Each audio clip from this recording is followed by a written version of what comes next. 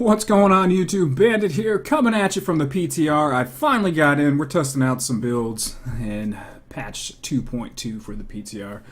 I wanted to go ahead. I've been playing around with this Unhallowed Essence gear for the Demon Hunter in the PTR, and I just figured I'd go over the build that is pretty popular right now, or a variation of the build that a lot of the people who are on the leaderboards are using. I was able to get into the top 500 on the Demon Hunter leaderboard solo with this build. So it's pretty good.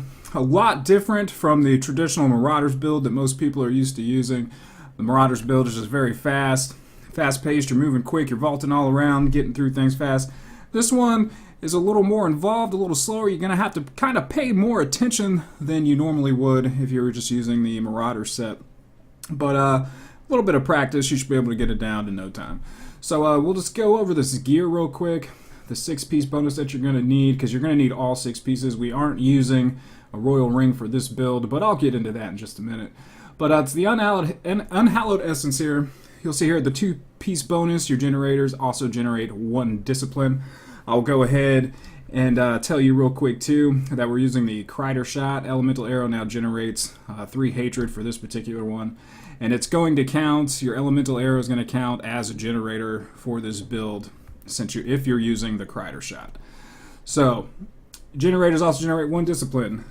4-piece set bonus, gain 40% damage reduction for 4 seconds if no enemies within 10 yards of you.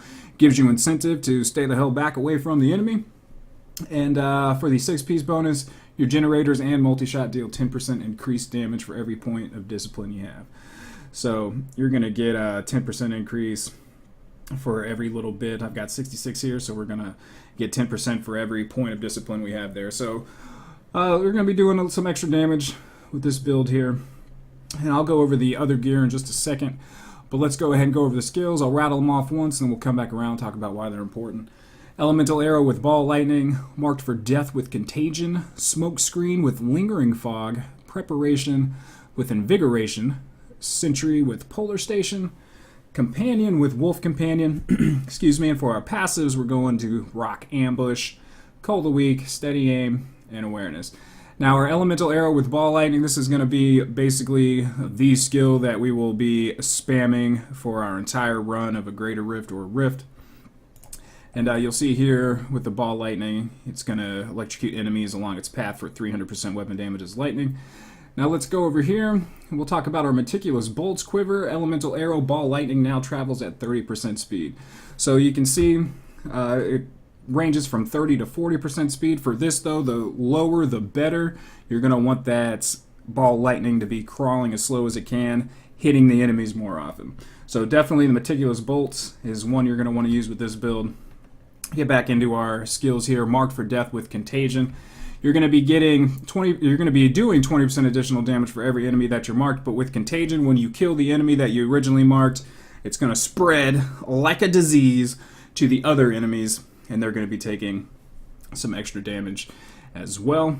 And if you got a big mob of people or a big mob of enemies, and you get one, and it's pretty much going to spread mostly to all of them. So there's going to be quite a few enemies. You can pretty much get every enemy on the screen marked for death, if you do it right. Now on to Smoke Screen with Lingering Fog. Vanish behind a wall of smoke, becoming momentarily invisible for 1.5 seconds. Usually, if you're not using Lingering Fog, it's only going to be 1 second. So I like to get that extra half second of safety from that. And it's going to be using some discipline. And you can see here, as long as we're rocking our Crider Shot, blasting out those Ball Lightning arrows, we're going to be gaining discipline as we go. And we'll also talk a little bit more about some other things that will help you keep your smoke screen active, so you can basically almost have it permanently up. Preparation with Invigoration, instantly restore 30 discipline, and then with the passive it's going to increase the maximum discipline by 15. So you're going to want all the discipline you can get. Since we are going to be using our smoke screen as often as we can, we're going to want all of the discipline that we can get. And you're going to want to roll a lot of cooldown, as much cooldown as you can onto some of your gear for your smoke screen, in order to be able to keep this preparation active as long as you can, and to be able to pop this as often as you can with the smoke screen there. So these two are going to work nicely together. Sentry with our Polar Station, Sentries are going to be doing a little bit of damage. You know, they're not going to be your main damage output, but the main reason we're using this is with our polar station, because it's going to be a nice crowd control skill to have. We're only going to be popping 2. We're not using custom engineering in our skills and our passives, and we're not using the Bombardier's Rucksack. So we're only going to have 2. That was a little different to me because using the Marauder set for so long, you know, I was used to having 3 to 5 sentries down at any time. So that's a little bit getting used to. You're going to have to place them more wisely. But Polar Station is definitely what you're going to want, especially using our Cold a Week passive, which is going to give us 20% increased damage against slowed or chilled enemies there.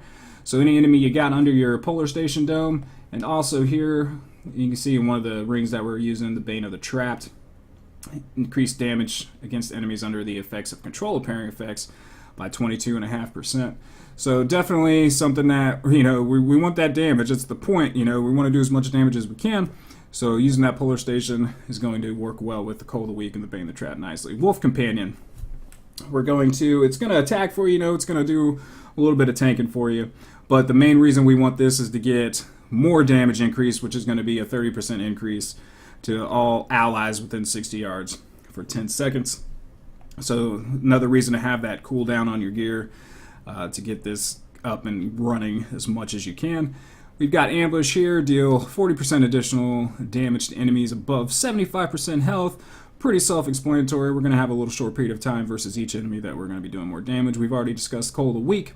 Steady aim, as long as there are no enemies within 10 yards, all damage is increased by 20%. So this will give you more incentive to kind of stay back, and because I know me, sometimes I play a little bit carelessly. I like to get in the action, especially with the Marauders build. But for this, you're not going to want to get into the action. There's going to be times when you can't help it. But definitely, you know, Demon Hunter's a ranged character. You're going to want to stay back and take advantage of this 20% damage increase. And as always, awareness is important. When I got on the leaderboards today, this definitely procced a few times, and I actually am going to show you some video at the end of that Greater Rift run so you guys can see what this build's all about. But definitely awareness. You don't want to leave home without this one. This one is pretty much a mainstay in all of your Demon Hunter builds, especially when you are doing Greater Rifts, especially the higher Greater Rifts. Now let's get on into our gear. I know we've talked a little bit about it, but we'll start up here at the top. Accursed Visage. We've got a cooldown reduction gem in there. We've got dexterity, life per hit, but it rolled with a crappy damage increase for another skill that I wasn't using, so I went ahead and took whatever that one was off. I don't remember what it was, and just re-rolled it with elemental damage increase there. We'll go on to our chest piece here. We've got dexterity, vitality, and life on there, threw some dexterity gems in there. Moving down to the pants, dexterity, vitality, armor, as well as some more dexterity gems. On our boots down here, we've got dexterity, vitality, rolled some armor on there, 10% movement speed. With our shoulders, we've got dexterity, resist all, life regeneration, and we've got cooldown reduction by 6% on there. And then into our gloves, our final piece of our Unhallowed Essence, we've got dexterity, vitality, crit hit chance, and reduced cooldown on that as well. Now, one thing I couldn't believe when I was putting this build together is that the restraint and the focus, you guys get these all the time in your rifts. They have a different ability now. Whatever it was before that they did, I have no clue. I was never able to figure it out. But now it is something actually worth something. So you'll see here, if you got both the focus and the restraint, all of your damage is increased by up to 150% based on how much primary resource you have. So we're going to talk about our hatred. This is our primary resource here. With this build, guys, you're always going to be at the maximum amount of hatred that you can have. So I'm at 125 here. I imagine I'm going to be doing 150% increased damage at all times. I don't know if it goes up or down based on, you know, if I say I had 200 hatred, I don't know if it counts. And I don't think so. I think it's just based on your max discipline. And it's good because with that elemental arrow that you're going to be shooting and the Crider shot generating, you're never going to be out of hatred. So it's definitely, I like those changes they made there with those. So I've already mentioned I've got a Bane of the Traps in one of these. In the focus, I've got dexterity, attack speed, increased crit hit chance, or crit hit damage, excuse me. And then in the restraint, I've got damage, dexterity, another reduced cooldown of all skills. Then I've got a Bane of the Powerful in here. I've also seen people using the Gogok. I haven't tested it with the Gogok yet, but I have been using the Bane in the few rifts that I've done, and it seems to be working just as well. Moving on up here to the Traveler's Pledge, you can see I've got damage, dexterity, crit hit damage, and I'm using a Zai Stone of Vengeance. Damage he deals increased by 5.45% for every 10 yards between you and the enemy, maxing at 27.25, increase at 50 yards. And for the secondary there, you're going to get a 20% chance on hit to stun enemy for 1 second. And if I didn't mention it, the Bane of the Powerful, I just wanted to go over the gems. You're going to get a 20% increased damage for 64 seconds. That's obviously based on your rank after killing an elite pack, and you're going to increase the damage against elites by 15%. So definitely something I wanted to mention there and not leave out if you decide to go with this instead of the Gogok. We're going to move on here. You got a Witching Hour belt. Definitely a hard belt to find, but if you can find one, definitely take advantage of that and use it. I've seen a lot of the people on the demon boards actually have ancient witching hours, which is unbelievable. And on this belt, I've got dexterity, vitality, attack speed increased by 7%, and crit hit damage on there.